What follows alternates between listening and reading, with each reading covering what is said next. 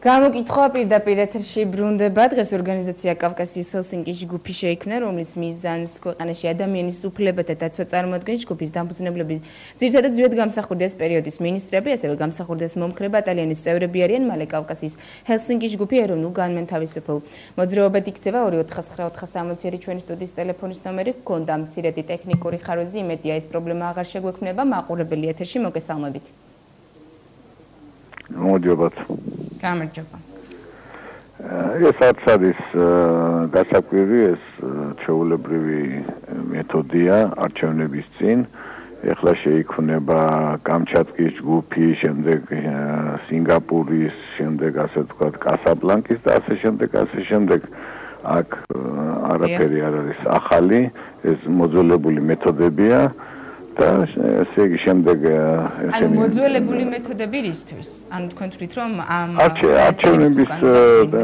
არჩევნების ტექნოლოგიის შემდეგ ეს ცენტრი გადაიქმნება გამოჩნდება კიდევ მარჯვენა ფლანგები, მერე მარცხენა ფლანგები, მერე ცენტრისტები, გადაიქმნება პარტიებად დარეგისტრირდება, არჩევნებში მიიღებენ მონაწილეობას და ასე ვთქვათ, ეს ყველაფერი დაკავშირებულია პიროვნებასთან, მის წინააღმდეგ ბრძოლასთან, ხმების წარსულთან და ასე შემდეგ და ის პრეფექტები, პოლიციის უფროსები, სარდლები, გენერლები ყველა გამოჩნდება ახლა და იქნება მრავალი ცენტრი შეიქმნება ისე რომ ნუ გიგვიშთ.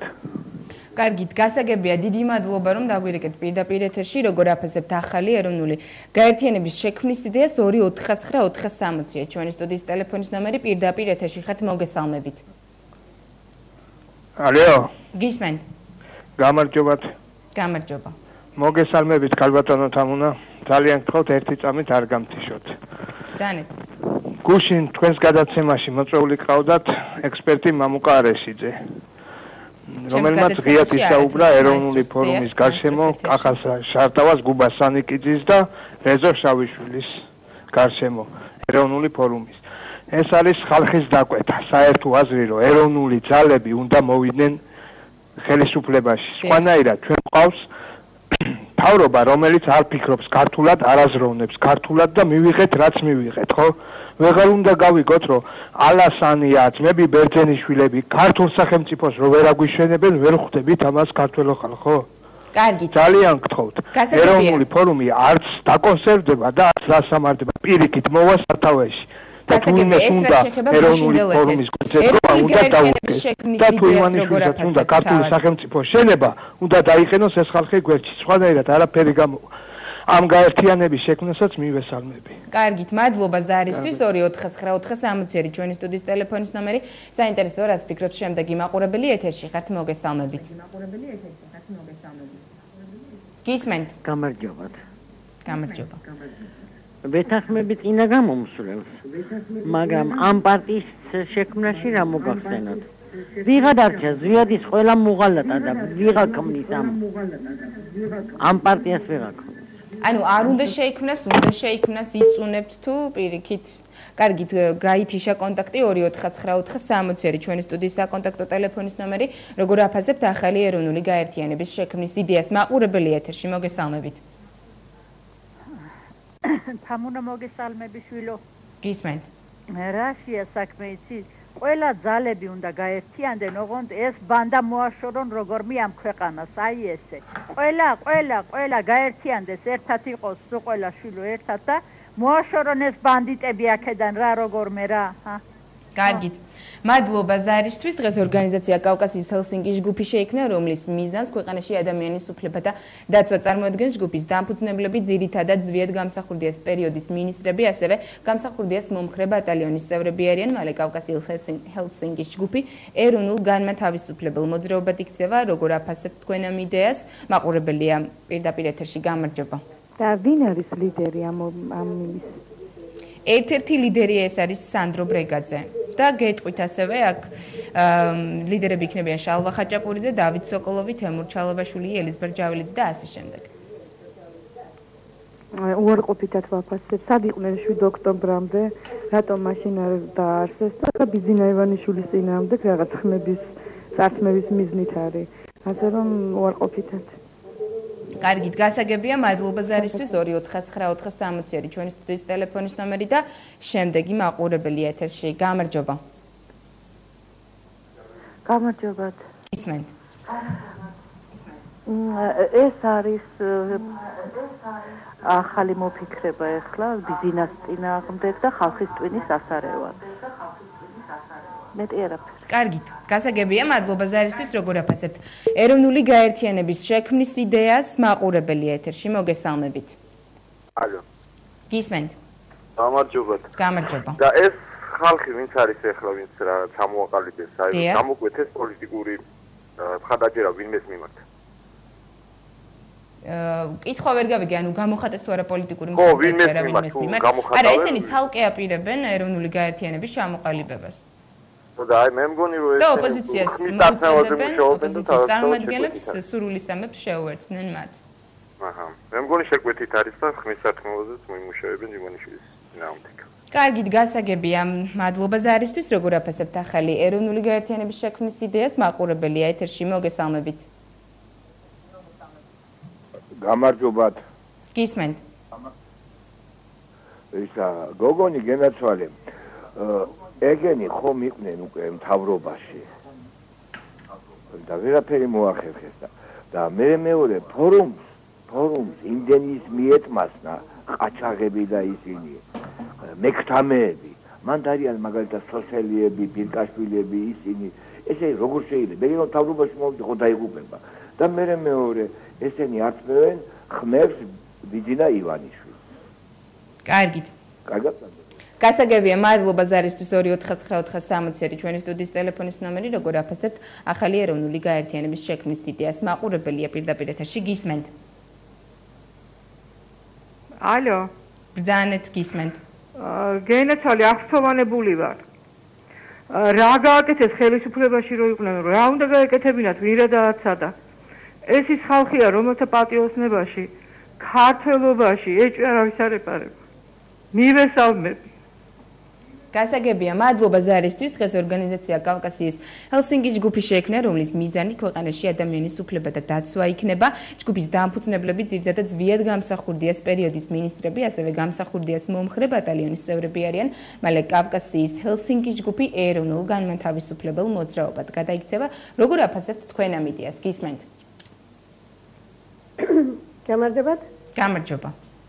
როგორ ვაფასებ და უარყოფითად ვინ არიან ესე და რისი გამკეთებელი არიან მარტო ვიცნობ ერთ ადამიანს ვინც არის ხაჭაპურიძე და რამგადარია ეს კაცი არ ვიცი და ბრიგადზე რისი გამკეთებელია ამას ვაფასებ როგორც უარყოფი და ხმის წამსმები პარტია იქნება. კარგით, გასაგებია, მადლობა ზარისთვის. გადაცემის მეორე ნაწილში სწორედ კავკასიის ჰელსინკის ჯგუფის ერთ-ერთი ლიდერი სანდრო ბრიგაძე იქნება.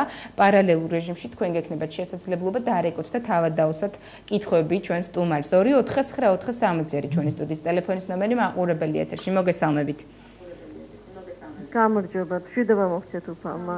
მადლობა. მე მაქვს შეკითხვა ამ ახალ პარტიასთან. თუ ესენი ქართული ეროვნული იდეის ერთგული ადამიანები იყვნენ და ბატონ ზიად გამსახურდიას პატივცემდნენ. სიკვდილამდე მის გვერდით რატომ არ იყვნენ? მაშინ ხომ გაუჭირდებოდათ მისი მოკლა.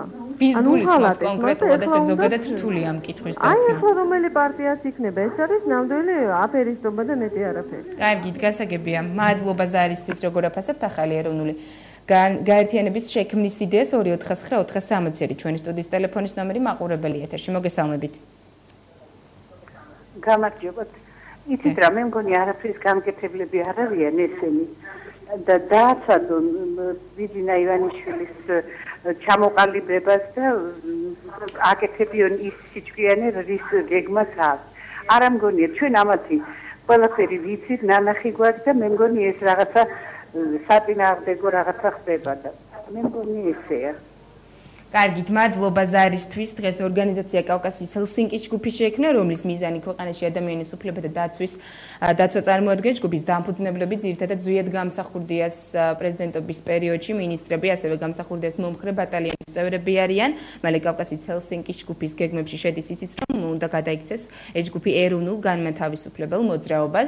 როგორ აფასებთ თქვენ ამ იდეას 249-460 ჩვენი სტუდიის ტელეფონის ნომერი, მაყურებელი ეთერში, მოგესალმებით. გამარჯობა. მე უარყოფითად ვაფასებ, ხა რამის გაკეთება თუ შეეძლოთ, აქამდე სად იყვნენ და მეორეც კიდე ხო ნუ ზვიად გამსახურდია შვილი არ არის, ციხეში უკანონოდ რო არის დაპატიმრებული, ადგნენ და აქციები მოაწყონ და ჯერაბა ის გაანთავისუფლონ უკანონო პატიმრობისაგან თუ რამის გაკეთებლები არიან და მერე ივზრუნონ საერთოდ საქართველოს ბედზე. რამე შეძლებოდათ აქამდე ამოიღებდნენ ხმას.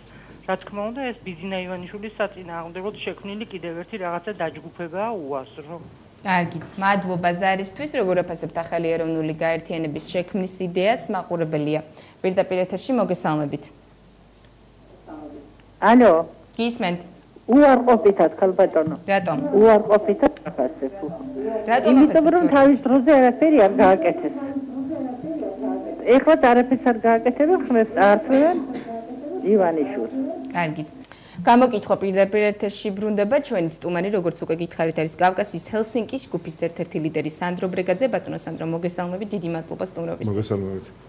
ბატონო სანდრო, დღეს შეიქმნა ჰელსინკის ჯგუფი და სანამ გადავალთ სხვა კითხვებზე და უფრო დეტალებზე, საინტერესო არის მაყურებლისთვის თქვენგან მოისმინოს, რა მიზნები ექნება ამ ჯგუფს? პირველ რიგში მინდა აღვნიშნო, რომ არ შეიქმნა, არამედ აღსდგა, იმიტომ რომ ჰელსინკის ჯგუფი საქართველოში არსებობდა. ეს ჯგუფი გახლავთ 1974 წელს, როდესაც ჰელსინკში მოეწერა პირველ ადამიანის უფლებათა დაცვის დეკლარაციას ხელი და პირველად მოეწერა საბჭოთა კავშირში ხელი. მაშინ შეიქმნა მსოფლიოს თითქმის ყველა ქვეყანაში და 76 წელს მერაბ კოსტავას და ზვიად გამსახურდიას აქტიური მონაწილეობით და მათი ლიდერობით საქართველოში შეიქმნა ესეთი ტიპის ჯგუფი და ფაქტობრივად ჰელსინკის ჯგუფი გახლდათ ის ძირითადი ქვაკუთხედი, ის ბაზისი, რომელზეც შემდგომში უკვე აზრითად და გამარჯვება მოიპოვა ეროვნულ განმათავისუფლებელ მოძრაობამ. ანუ ცოტა ხატონად რომ გამოგდეს, ეროვნული მოძრაობის აკვანი დაიწყო ჰელსინკის ჯგუფში და მე ვფიქრობ, რომ ეს ორგანიზაცია საქართველოს უახლოეს ისტორიაში მაინც გახდათ იმ უდიდეს სიახლეების შეომდანი, რომელმაც თუნდაც საქართველოს დამოუკიდებლობა მოიპოვა. ჰელსინკის ჯგუფი არსებობს სოფლიოს თითქმის ყველა ქვეყანაში და ჰელსინკის ჯგუფი გახლავთ იმდენად ავტორიტეტული საერთაშორისო უფლებადაცვითი ორგანიზაცია, რომ თუ კი ვინმეზე მაგალითად ითქვას ჰელსინკის ჯგუფი, რომ ის არის პოლიტპატიმარი, რომელიმე ქვეყნის თქვა პოლიტიკოსი ან წარმომადგენელი, ეს უპირობოდ არის ხოლმე აღიარებული სხვა უფლებადამცველი ორგანიზაციების მიერ, რაც დღევანდელ დიქტატურულ ყოფაში, ტოტალიტარულ სახელმწიფოში, რომელიც ჩვენ და სამწუხაროდ ვარდების რევოლუციის შემდგომ მივიღეთ საქართველოში, ძალიან მნიშვნელოვანი არის და მე ვფიქრობ, რომ ჰელსინკის ჯგუფს, რომელიც აღსდგა და რომელიც აქტიურად დაიწყებს ფუნქციონირებას, საკმაოდ ბევრი სასიკეთო. გასაგებია, ბატონო სანდრო, ანუ ამ ჯგუფის პრეროგატივა იქნება იმუშაოს ადამიანის უფლებათა დაცვის კუთხით, ხო? კი ბატონო. რატომ შეიქმნა ეს ჯგუფი დღეს? ანუ ამ მხრივ პრობლემები ადრე არ ყოფილა? მოგახსენებთ, შარშან ამ დროს დაახლოებით ამ დროს იყო ესეთი ტიპის ჯგუფის შექმნის იდეა და მე მინდა გითხრათ, რომ ამ ჯგუფს არ აკისრია მხოლოდ ადამიანის უფლებათა დაცვითი ფუნქცია, ეს არის მართალია საზოგადოებრივი მოძრაობა, მაგრამ ამავე დროს ეს ჯგუფი გახდება და უკვე გახდა ეროვნულ ძალთა გაერთიანების ერთ-ერთი წინაპირობა და შარშან ვერ მოხერხდა ეს იმიტომ, რომ მაგალითად მე დამაპატიმრეს აბსოლუტურად გამოგონილი ბრალდებით ჩამსვეს ციხეში და ყველანაირად შემდგომში ხელი შეუშალეს ეროვნულ ძალთა კონსოლიდირებას. ანუ ეს თავიდანვე იყო ჩაფიქრებული ამ ეროვნული გაერთიანების, ესე იგი, წინწამება. გასაგებია. შარშან იყო ამაზე საუბარი. კარგი, ჩვენ ვიცით და ცნობილი არის ჯგუფის ლიდერები და შემადგენლობა, საინტერესო არის რა პრინციპით შეირჩნენ ეს ადამიანები, იყო მათი სურვილი თუ თავად ლიდერებმა და ასევე რაღაც გუნდმა გადაწყვიტა ესე თუ ის ადამიანი გაწევრიანებულიყო. ეს იყო ერთობლივი სურვილი და მე ვფიქრობ, რომ თქვენ ნახეთ შემადგენლობა და ძირითადად ეს არის საკმაოდ დიდი დეპუტაცია უზენაეს საბჭოსი, რომელიც მოღვაწეობდა 90-92 წლებში, ნუ შემდგომაც აგზავნებდა მოღვაწეობას, მაგრამ ნუ ხელისუფლებაში იყო, ფაქტობრივ ხელისუფლებაში იყო 90-92 წლებში, ეს არის ზვიად გამსახურდიას დროინდელი აღმასრულებელი ხელისუფლების წარმომადგენელთა საკმაოდ დიდი ნაწილი, ეს გახლავან ჟურნალისტები, ასეულთა სავალის ქრონიკის და სხვა გაზეთების წამყვანი ჟურნალისტები, რომლებიც ჩვენი თანამოაზრეები არიან და ეს გახლავთ ადვოკატთა და იურისტთა საკმაოდ დიდი შემადგენლობა, რომლებიც რა თქმა უნდა პროფესიონალურად იქნებიან ჩაბმულები ამ საქმიანობაში. ეს ჯგუფი არ შექმნა რა თქმა უნდა სპონტანურად, საკმაოდ დიდი შერჩევითი პრინციპი იყო, მაგრამ ძირითადი პრინციპი ჩვენთვის მომდინარეობდა შემდეგში. ეს იყო წინა საუკუნის უდიდესი ქართველი მოღვაწეების ილია ჭავჭავაძის, ზვიად გამსახურდიას და მერაბ კოსტავას გზის ერთგულება, იმ იდეოლოგიის გათავისება და მშობლიურად ქცევა, რომელსაც ეს სამი ბუბერაძე პიროვნება ქადაგებდა. კარგით, ბატონ სანდრო, თქვენ განაცხადეთ ერთ-ერთ საგაზეთო ინტერვიუში, რომ როდესაც პირველად შექმნა ჰელსინკის ჯგუფი, რომელსაც ზვიად გამსახურდიამ ხელმძღვანელობდა, ამავე სიით გახდა საქართველოს პრეზიდენტი. არის თუ არა ეს მინიშნება იმისა, რომ თქვენ აპირებთ თქვა პოლიტიკური პარტიის ჩამოყალიბებას და შემდეგ არჩევნებშიც მონაწილეობას?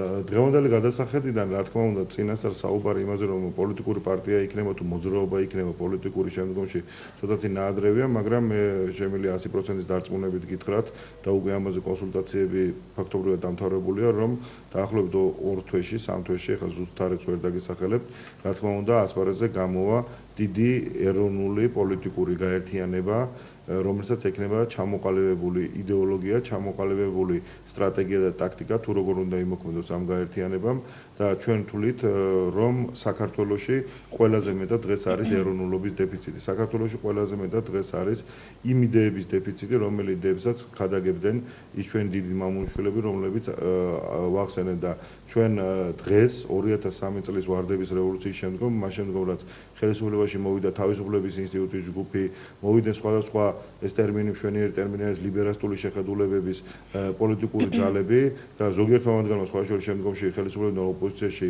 გადაინაცვლა. სწორედ ამის შემდგომ დაიწყო, რა თქმა უნდა, შევარდნაძის ეპოქაში საკმაოდ დიდი ტემპებით მიმდინარეობდა საქართველოს გრევა, მაგრამ განსაკუთრებული ტემპებით მას შემდგომ დაიწყო, რაც ეს ძალები მოვიდნენ ხელისუფლების სათავეში, დაიწყო არა მარტო ეკონომიური გრევა, რაც ჩემი ღმერთმენით ამ შემთხვევაში მეორე ხარისხოვანია, არამედ დაიწყო ქართული სულიერების, ქართული ეროვნული ცნობიერების და ქართული ეროვნული იდეოლოგიის გრევა, რღვევის პროცესი, რაც ხშირ შემთხვევაში უცხო ქვეყნებისგან იყო მართული და ჩვენ ვფიქრობთ, რომ რა თქმა უნდა, საქართველოში ალბათ მომავალში იქნება რამოდენიმე პოლიტიკური ცენტრი, მაგრამ დღევანდელ დღეს იქნება 2 პოლიტიკური ცენტრი, ერთი ეროვნული პოლიტიკური ცენტრი, ხოლო მეორე იქნება ეგრეთ წოდებული ლიბერალური პოლიტიკური ცენტრი. კარგით, ბატონო სანდრო.